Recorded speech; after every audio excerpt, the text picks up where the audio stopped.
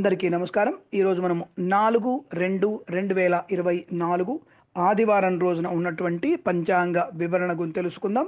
ఈరోజు శ్రీ శోభకృత్నామ సంవత్సరము, ఉత్తరాయణము, హేమంత ఋతువు, పుష్యమాసము, బహుళపక్షము, నవమి సాయంకాలం 5:42 వరకు ఉండి తదుపరి దశమి ప్రారంభమవుతున్నది. విశాఖ నక్షత్రం ఉదయం 7:18 వరకు ఉండి తదుపరి అనురాధ నక్షత్రం ప్రారంభమవుతున్నది. దుర్ముహూర్తం సాయంకాలం 4:39 నుంచి 5:24 వరకు. అమృత ఘడియలు రాత్రి 9:12 నుంచి 10:51 వరకు. వర్జము ఉదయం 11:23 నుంచి 1:01 వరకు. రాహుకాలం సాయంకాలం 5 గంటల నుంచి 6:36 వరకు వ్యాప్తిగా ఉన్నది. నేను చెప్పినటువంటి శుభ సమయాలను, పంచాంగంలో ఉన్నటువంటి వర్జ్యాది దుర్ముహూర్తాదులను రెండింటినీ సమీకరణ చేసుకొని శుభమైన మీ కార్యక్రమాల్ని ఏర్పాటు చేసుకొని విజయవంతంగా పూర్తి చేసుకుంటారని ఆశిస్తున్నాను.